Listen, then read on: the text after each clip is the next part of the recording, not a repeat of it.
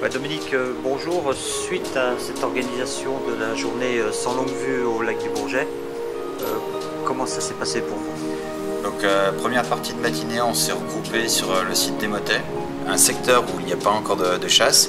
On a pu observer une femelle de harlupé. Le harlupé, c'est un oiseau assez nordique qu'on peut observer sur les mers du nord de l'Europe. Et on a observé aussi un oiseau encore plus nordique, c'est-à-dire le garrot hydre. Il y avait 6 individus, c'était assez exceptionnel puisque d'habitude c'est des oiseaux qui sont plutôt au nord du lac, sur la baie de Conjus. Et bien sûr, vu qu'on était assez courageux, parce que pour tout vous dire, on était sous la plus battante, on est parti à la baie de Grésines. La baie de Grésines, c'est une baie avec une anse.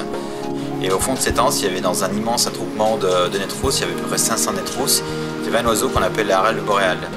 La râle boréale, c'est un oiseau assez nordique, c'est on va dire un canard marin. En France, il y a à peu près une cinquantaine de sites qui peuvent l'héberger en hiver. Et cet hiver, au lac du Bourget, on a la chance d'accueillir un oiseau qu'on a pu déterminer comme un mâle de premier hiver.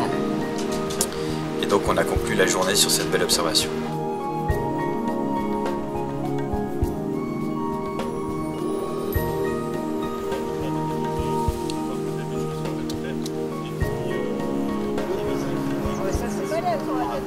C'est souvent que...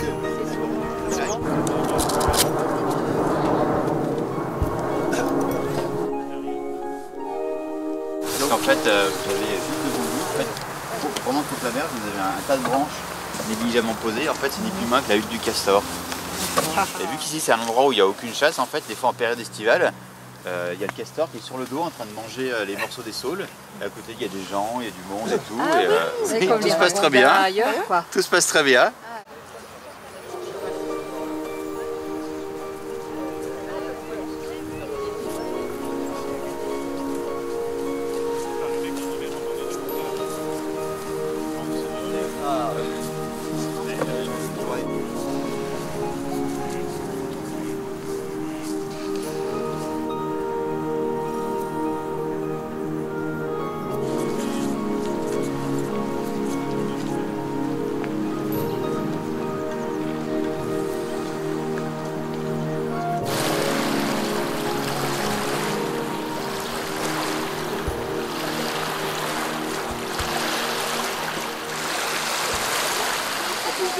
Qu'on continue. Ouais.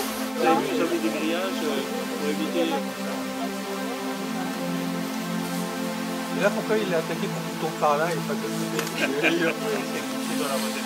Je veux dire, ce qu'il faut retenir, c'est que l'hiver, les oiseaux changent de comportement et deviennent grégaires. C'est-à-dire que les oiseaux ils se voient en trop. Alors qu'au printemps, on va dire, ils sont plus indépendants. Mais après ça, toutes les combinaisons sont possibles. Il faut quand même se rappeler qu'en fait, ils n'ont pas autant d'intelligence que nous. Ils ont des comportements qui sont liés à leur force, à leur résistance, à leur territoire et surtout à leur motivation du moment, quoi. S'ils ne mangent pas la même chose, ça va. Les oiseaux, l'hiver, ils changent d'alimentation. Et tous les oiseaux qui sont, on va dire, qui sont insectivores, les oiseaux qui restent, les mésanges, l'hiver, elles sont plus insectivores. Hein. Elles cherchent des graines, elles cherchent des choses comme ça. Donc après, mais on ne peut pas dire que les oiseaux vivent vraiment en bonne enfance. Hein. C'est pas la nature. C'est pas bon.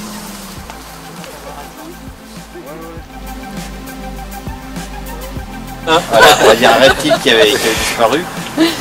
Donc en fait, en Savoie, on a l'avantage d'avoir un lac sur lequel le lac du Bourget a de grands secteurs qui appartiennent au conservatoire ou qui sont en convention avec le conservatoire. Donc ça permettait d'avoir différents milieux, notamment des roselières de proximité où on peut se mettre à l'abri. Donc ça, c'est un site qui a été élu. Mais après, ils ont posé des balises donc, sur les 6 studes et ils se sont rendus compte qu'elle allait juste au grand port d'Aix-les-Bains. Ah oui, d'accord. Par contre, le problème qu'on a toujours, c'est on est à côté on va dire d'une zone urbaine. Il y a toujours des gens qui mettent des tortues de Floride au lac. Et parce que la tortue de Floride est très longévive. Et il y en a ici alors? Ouais, elle est très résistante. Donc il y a des sessions de piégeage, pour rattraper ces tortues qui sont menées par le conservatoire avec des piels en forme de nasse pour récupérer des tortues de Floride.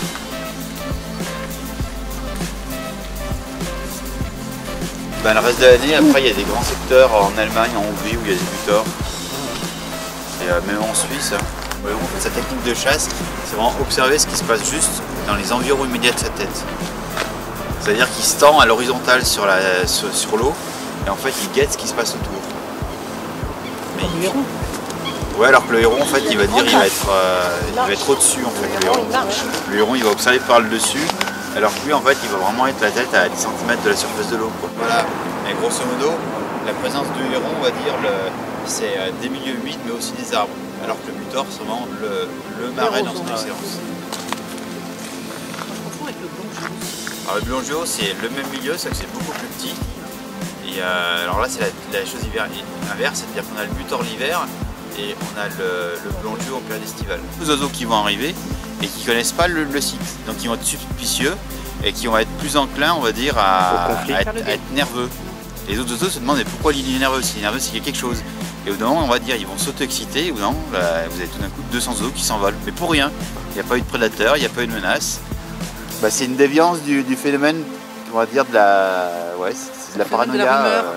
Phénomène de la rumeur. Comme quoi ça arrive aux oiseaux aussi. Ça arrive aux oiseaux, effectivement. Et qu'est-ce qu'ils trouvent à manger dans le lac en plein hiver comme ça? Ben, le lac, il y a énormément de poissons quand même. Dans un lac qui a beaucoup de végétaux. Oui, mais même l'hiver, les poissons sont quand même ben, à les la saisons, surface, même pour les humains, enfin... les saisons de pêche, elles commencent mi-janvier. Hein.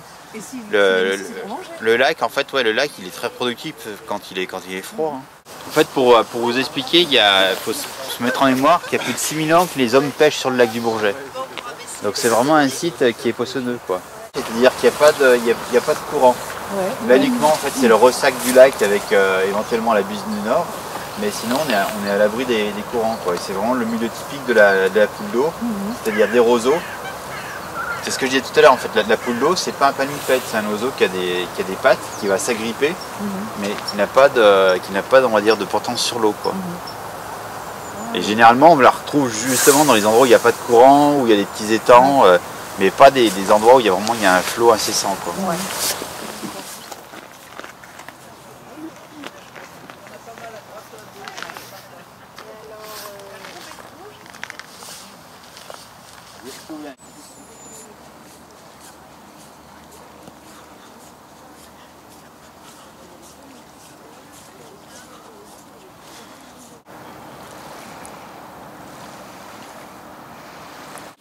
Pour s'ouvrir la vue sur la Roselière, une centaine de mètres.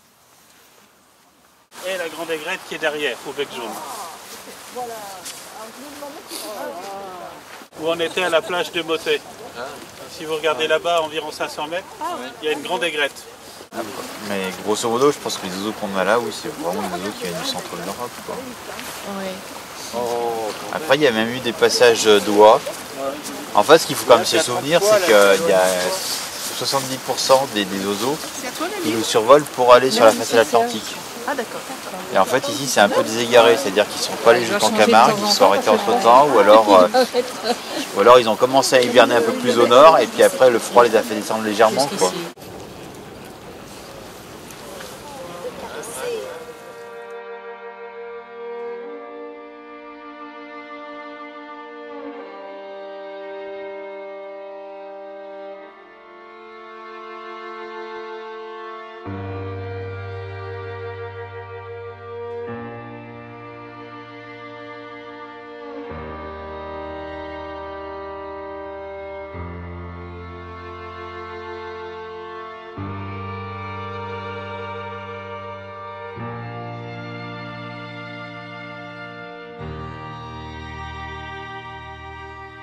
C'est 7 km, vous arrêtez au bord, vous scannez les roselières, vous avez des bonnes chances d'en voir.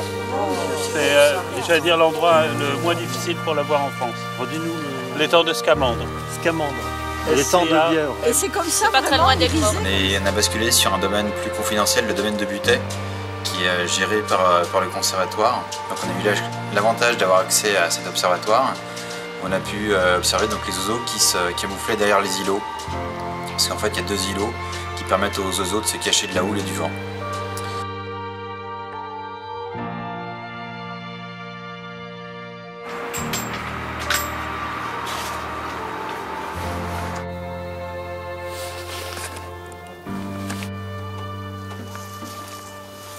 Le kilo là.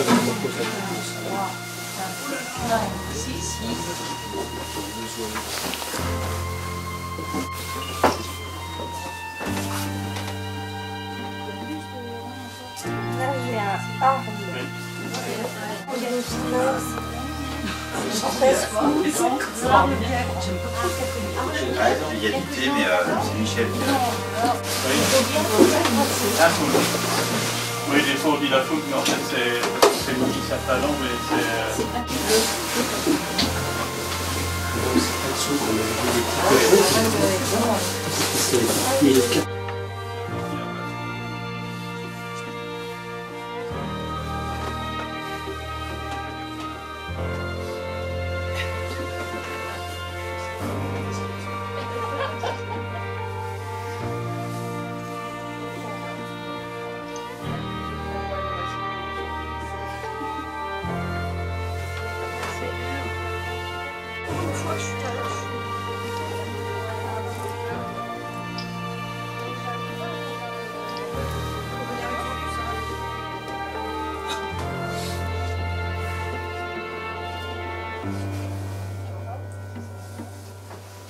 Partant de là, on a fait bien sûr un tour à l'inévitable l'étang des Aigrettes. L'étang des Aigrettes, c'est un site qui est ouvert 24 h sur 24, sur lequel vous avez 2 tourelles d'observation.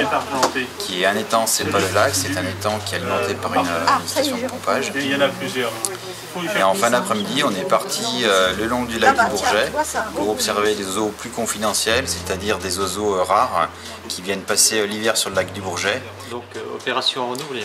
Opération renouvelée, surtout qu'en fait tout le monde était content, on a observé des beaux oiseaux, on a été accueillis partout, on va dire, avec les gens qui nous demandaient ce qu'on faisait, on a pu les documenter sur l'observation des oiseaux, sur la protection des oiseaux en hiver et surtout sur notre activité de recensement. Lac du Bourget, site exceptionnel. C'est exceptionnel, c'est quand même un site qui fait partie de la quarantaine de sites Ramsar en Europe. Les sites Ramsar, c'est des sites qui ont accueilli au moins une fois plus de 20 000 oiseaux en hiver. Merci Dominique. À la prochaine. Au revoir. Au revoir.